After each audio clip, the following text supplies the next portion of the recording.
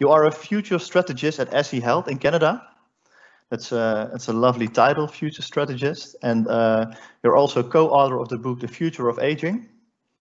Well, I've read the book and I found it very inspiring. You describe different themes that are emergent for healthy aging to become future-proof. And you even state that almost everything we think, know, and believe about aging in the future will be nothing like it has been in the past. So that's quite a statement. I like it. And you also describe some underlying shifts under these themes that are happening to go from the situation today to the future situation. And also you include some specific examples of new concepts that are already emerging. So you combine the real big thinking with touchable concepts, and that's something really nice, I think.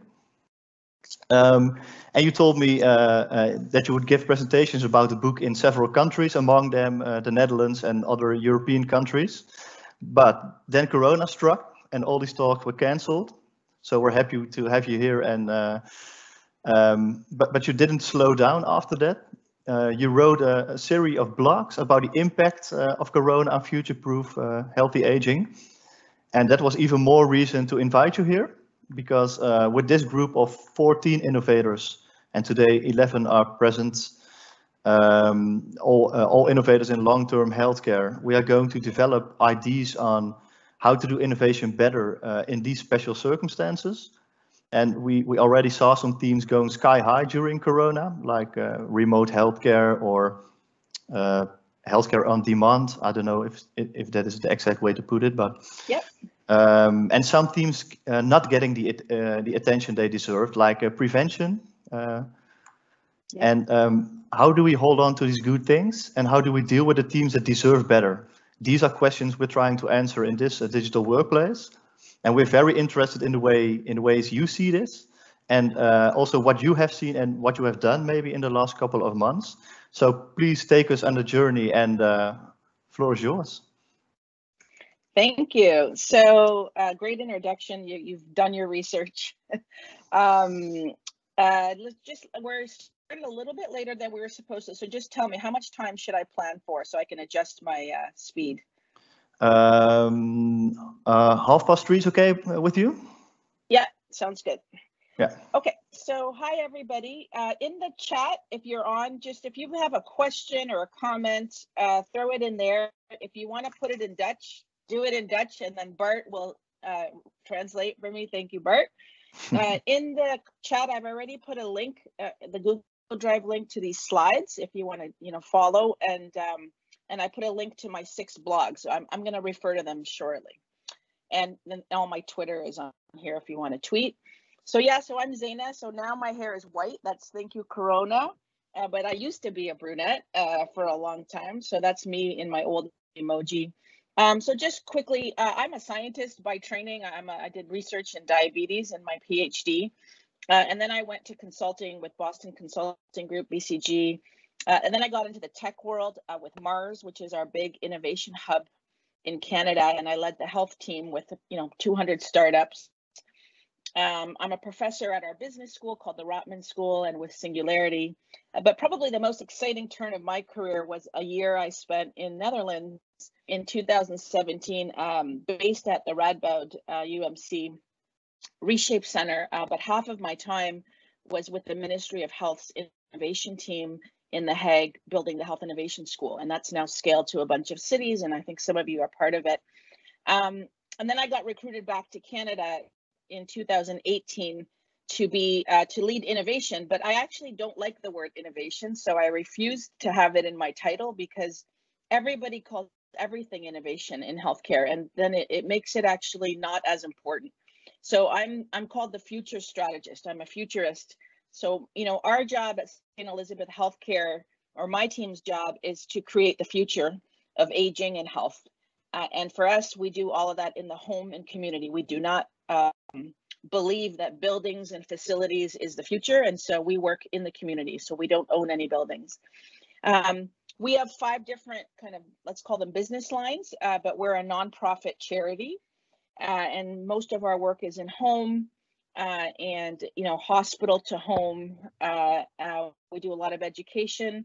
And then on the right here, we have a new business that my team runs called Eliz. So it's like a funner name than Elizabeth. And that's our consumer business where we work with family caregivers. So, you and me who take care of our mom and our dad and providing a whole set of services for them. And so just, think about me as a futurist coming to a 112-year-old Catholic organization. It's just been amazing how open this organization is to creating the future. And I really don't think I could be anywhere else in Canada right now.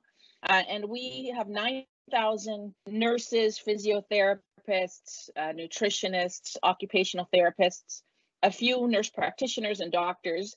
And we visit older adults in their homes across Canada about 20,000 times a day. So that's my laboratory that we try to create the future from. To do this work, we really needed to be smart about where the world is going. We cannot create the future based on what we see today, and definitely not based on what we see in Canada. I think we're very, very innovation poor in my country.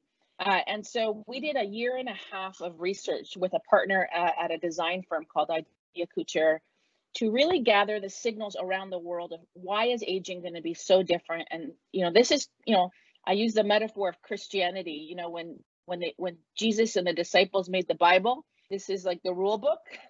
This is our Bible. And this guides our work, but also helps us influence the rest of the world like I'm doing today.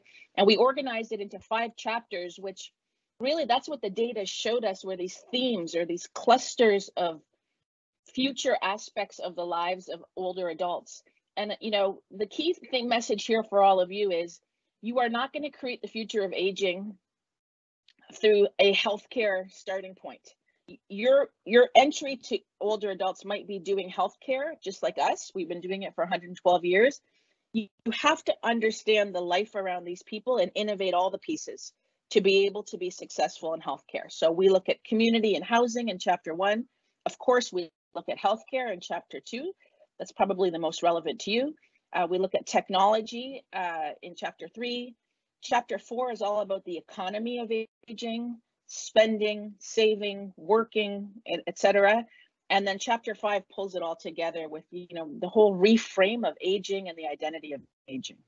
If you want to get the book, there's a link. If you want 1 or 2 chapters, I'm happy to share, for free the chapter with you.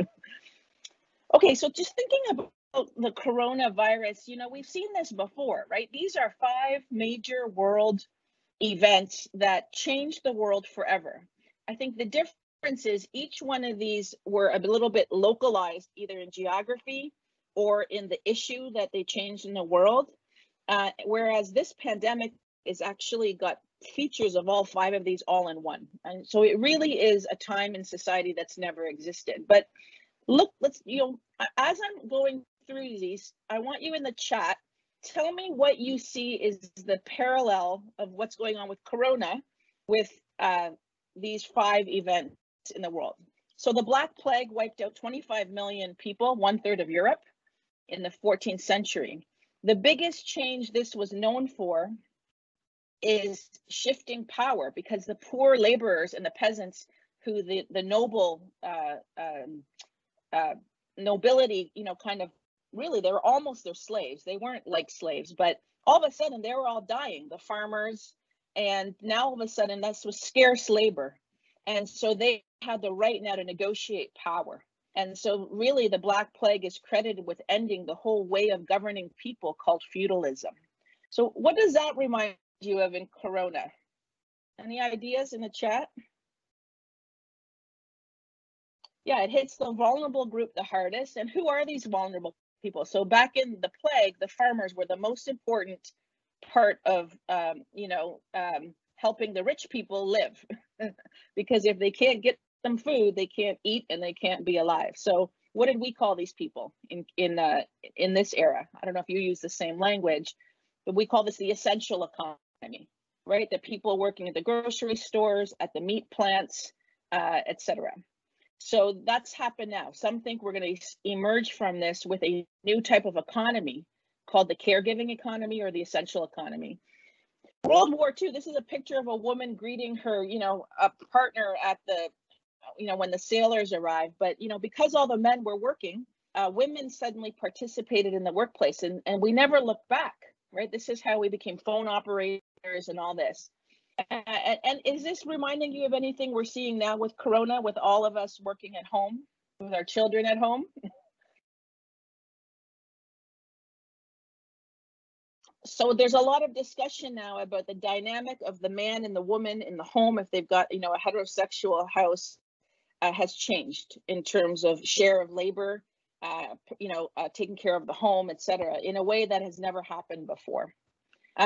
Similarly, another big thing for the first time is this is when government stepped up and started spending a lot of money because this was a crisis. And I'm sure in your country and ours, we're all going into debt from government because they've had to help, smooth the balance of labor. And then the other big thing out of World War II, which I think is relevant to you, is this is where product innovation really happened. I mean, all these products, jet engines and radar and rubber and the internet, they wouldn't have happened if the war didn't happen. And this is why the Allied forces were able to win. And so this really opened up the innovation economy in many ways. Okay, 9/11, you guys, some of you might be too young, but, pretty much overnight, the experience of going to an airport changed. And the public's tolerance for people watching them for security and listening to their, telephone conversations, all of a sudden we were okay with it because we believed there was privacy issues, security issues. So does this remind us of anything that's going to happen now because of Corona? And probably some of you have seen it in your facilities. Right? Try going shopping or your children in school. Overnight, the experience of, just like flying, which will also change, has changed.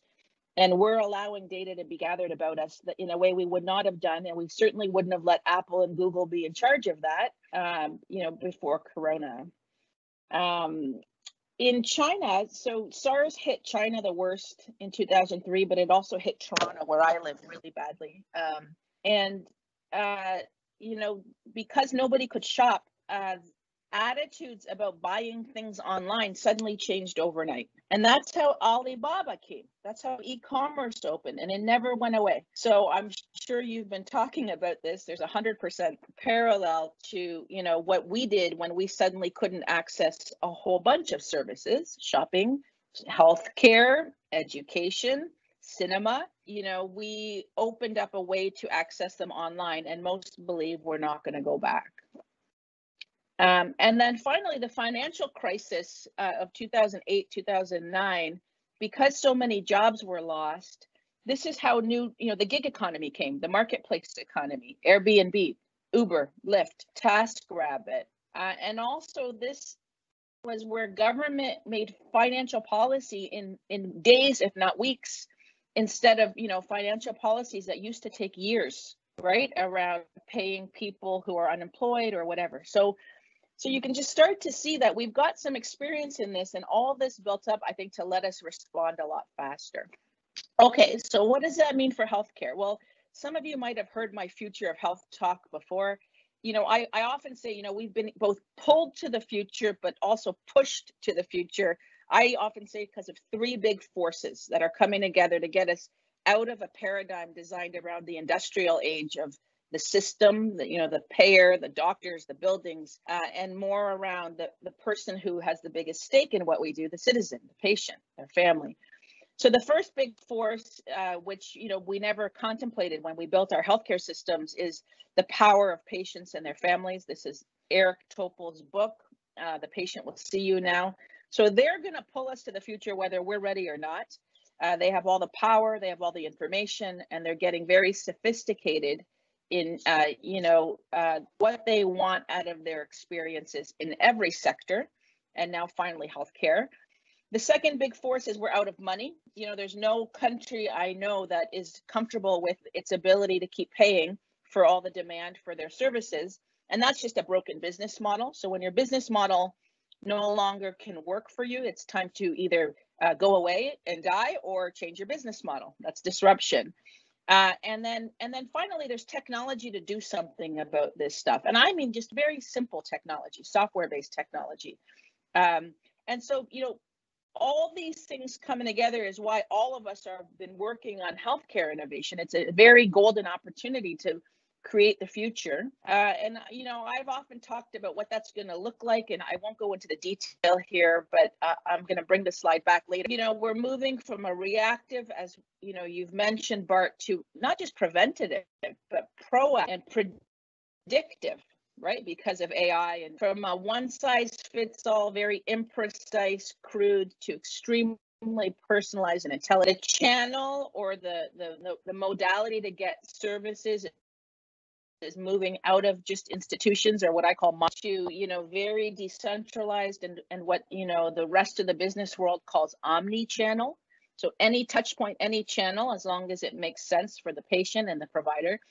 Duration from episodic and intermittent to continuous. A massive power shift of who gets to make a decision about their care. And this, to me, is the #1 most important change in all of healthcare. And then finally, the business model change of how we pay. Instead of paying for activity, fee for service, paying for volume, to fee for health. So that kind of change you can't do with quality improvement and incremental and, you know, a lot of committees and initiatives. That's innovation. That's blowing up the stuff on the left and putting it back together in a new way. That's the methodology of innovation. So I would say that those forces have now amplified with COVID. That's why we've seen what we've seen. You know, the risk of personal contact has changed behavior of patients overnight. The demand curve and supply of PPE and policy and vents and, you know, has changed. So we have to innovate when, you know, when you have a imbalance of supply and demand. And the technology we had, you know, all of a sudden was in demand from the healthcare system, instead of what I saw for 10 years of my career, which is digital health companies pushing their product onto the system. All of a sudden we're begging for it. So that's kind of what I reflect as happening. And this is my favorite quote that in my life I didn't think I would ever see. This is a doctor in Bangladesh, where he said, healthcare innovations are the most highest demand concept in the whole world right now. So who would have thought that healthcare is the, you know, the one topic that the entire world, you know, was brought to its knees to solve? That's never happened in the history of, you know, this world. So, you know, we are in a very important position right now to do this right.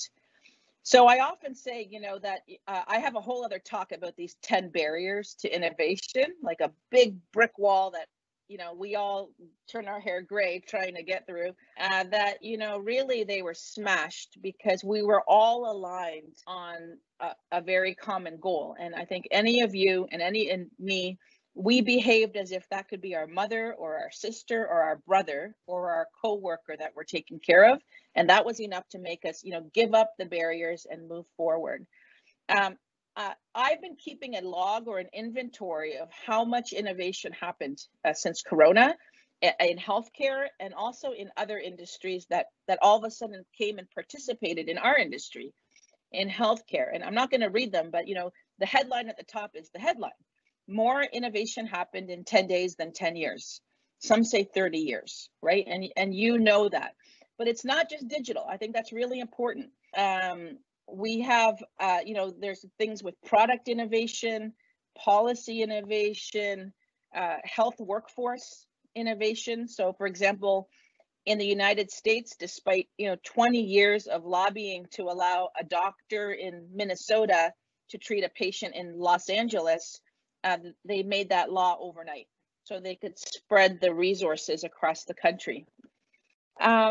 So here's kind of the debate, I'd say, and I think maybe we can discuss it. So you all know what a typical adoption curve looks like, right? That's the top.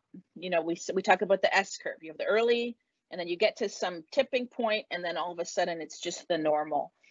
I would say with COVID, you know, during a crisis, that curve just moved over, right? But the area under the curve is the same. So there is no going back to before. Once you adopt innovation, you don't stop adopting it. We've just done it faster. There might be a little bit of, you know, coming back to a pre-COVID smaller baseline, but you know, the damage has been done. It's good damage. And I think, so the mindset I encourage you to think about is, in the organizations you work with, if you start to hear people talk about, we want to go back to how things were, your job is to say, no, no, no, we now want the future sooner, right? We need to keep this momentum, because it will undo a lot of progress. And also, I think you owe it to honor the lives and the health of so many people who suffered. Okay, so here's my question for you. Out of these 6 shifts that I talked about, so put it in the chat, which one do you think had the most change because of COVID? So what moved faster than, you know, what was happening before this all happened? Just see what people think. So, you know, was it moving from reaction to proactive? Are we more precise now in healthcare? That's shift 2. Is the channel change? That's shift 3. What do people think?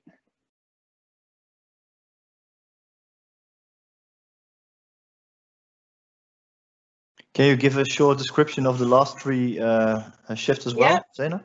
Duration is about, you know, the duration is right now, the way we normally get care is you get a 15-minute visit every 3 months. Let's say if you have diabetes or dementia.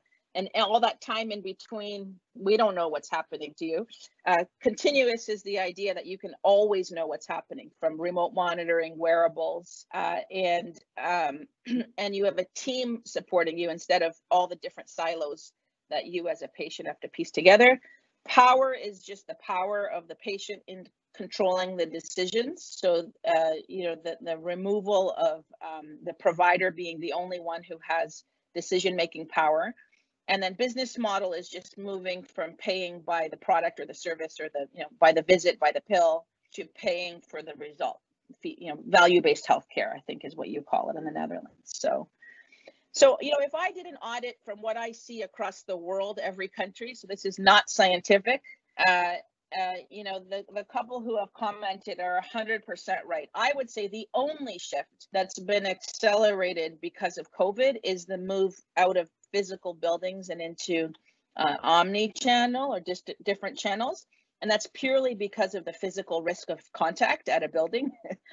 The other ones, not so much, you know, a little bit here, a little bit there. But, you know, so we have to be really honest with ourselves that, yes, a lot of innovation has happened in the location of care, but not much in the other things that really matter. Prevention, being much more precise and intelligent, and using data instead of using, you know, art to make decisions.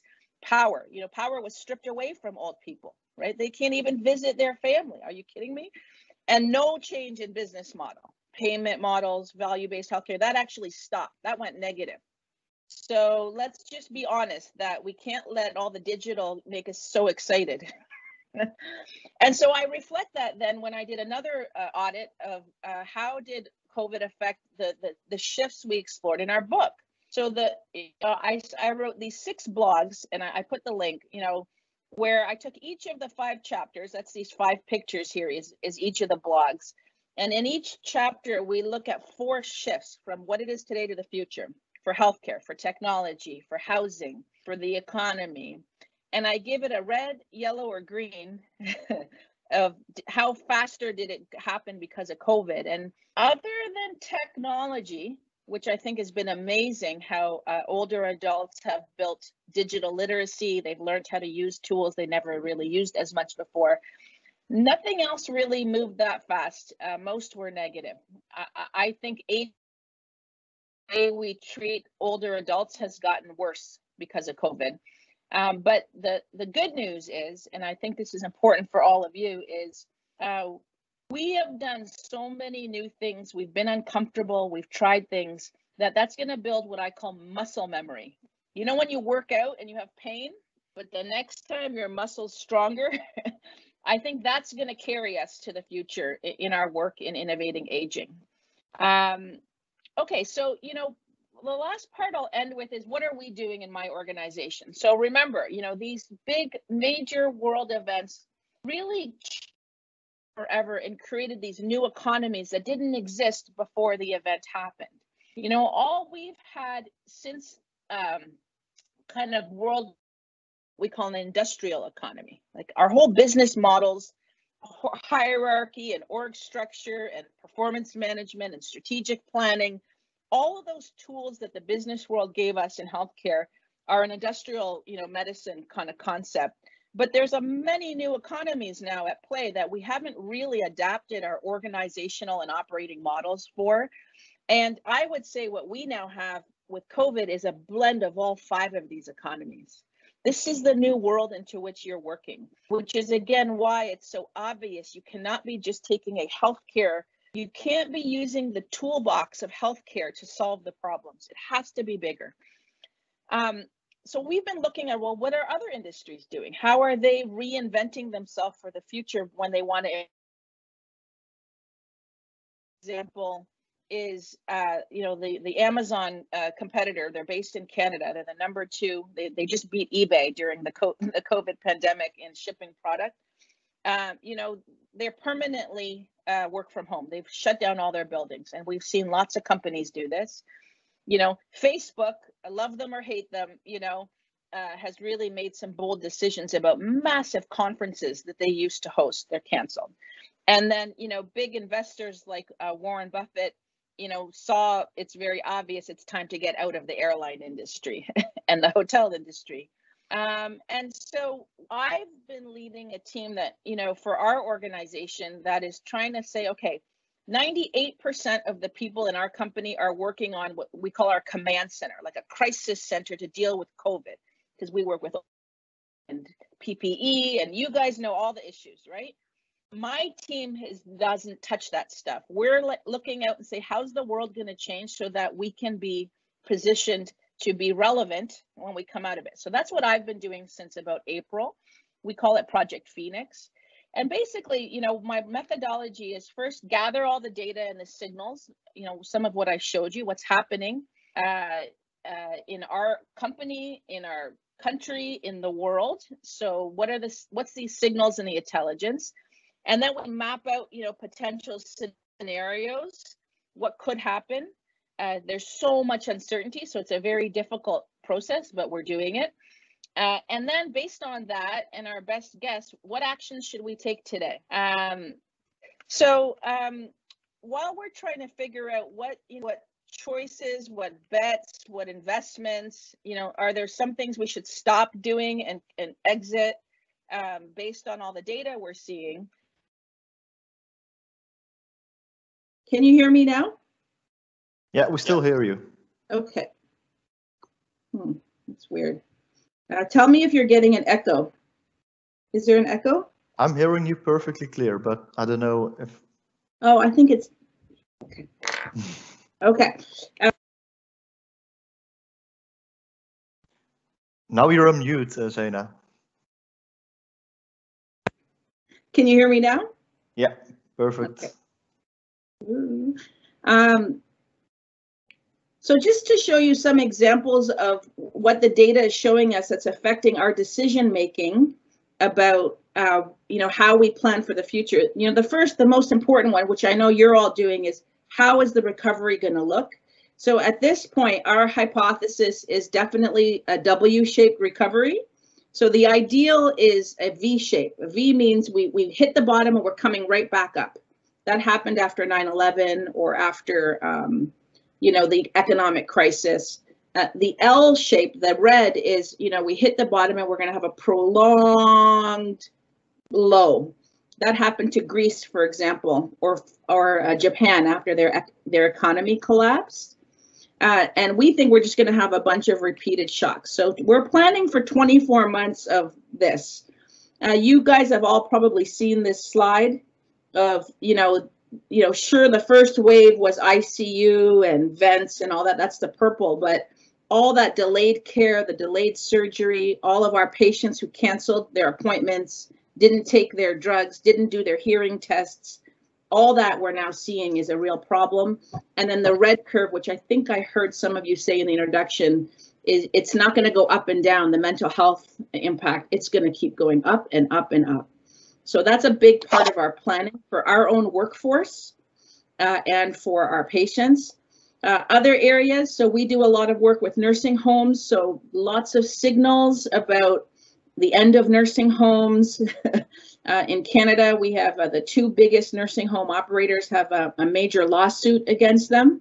So I think in our country, 90% of the deaths were in nursing homes, 90%. In the US, it was 40%.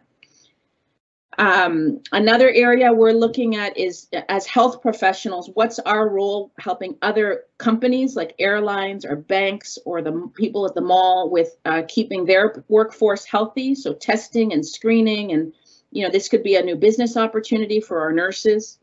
And then, I've been intrigued by how other industries are dealing with, hygiene and disinfection. So when you rent a car at Hertz or you get a hotel room, there's a sticker on the door. So if it's cut, that means it's been compromised. And I love this one from Ford Motor Company for their police officers in the big SUV, their police car. They did a hack to the heating system using coding, and then to turn the heat on to disinfect the car. So it's just a very different way to think about disinfection instead of spraying and all that stuff. So really neat stuff. So we're thinking about that for our workers. And then just some last examples of how we learn from other industries to inspire our work. So there's a group in Berlin called Art Night. So they used to do workshops to teach art, like in a studio. And obviously overnight they had to switch to a video platform, just like education online, but also they made kits, painting kits to come to your home to teach you to paint instead of coming to the studio. So for us, that inspired us to, within a matter of weeks, we designed a 6-week training program for anybody to be a home support worker. And it's all virtual with a little bit of in-person. And we were able to, for example, in Quebec, they needed to hire 10,000 home support workers overnight to support our long-term care homes. So we were able to feed that by pivoting our education and really building a business overnight. Another example is Hamama. So as you know, a lot of people are now professional gardeners in their home, and they're making vegetables and chicken. And so they made kits for people to grow their own vegetables in their home. So that made us think, how can we help so many of our other healthcare partners bring their service from a building to a home? So we designed a hospital to home program. We designed a nursing home at home program. And we're working with some doctors to design a home-based primary care, because patients don't want to go to these buildings. And these, they need the care, and the clinicians need to get paid. So, and then the last one that triggered us to innovate was a lot of the banks very quickly created specialized services just for seniors. So for example, in Canada, 2 of our banks made a special line for seniors if they go to the branch, because in Canada, a lot of our older adults, they still visit the bank to do their banking. They don't do online banking, but they can't stand in line and wait and stuff. So that caused us to really go a lot faster with our new products in our pipeline that we were developing for seniors. And one that we're working on right now is a credit card for seniors. We're doing that with a bank, because the spending needs and the patterns of older adults who have just a pension income, a very small income, we need to have a new offering for them. The current offerings in the market are not very good. So that's kind of an example of how we responded. One of our products we launched in the market very quickly is called Ring of Support. It involves voice technology and AI, and it's a whole way to help any adult who's socially isolated, where we can't always bring our nurse into the home. And so, it's uncomfortable to launch something a year earlier than we thought we would, but that's the kind of thing we had to do.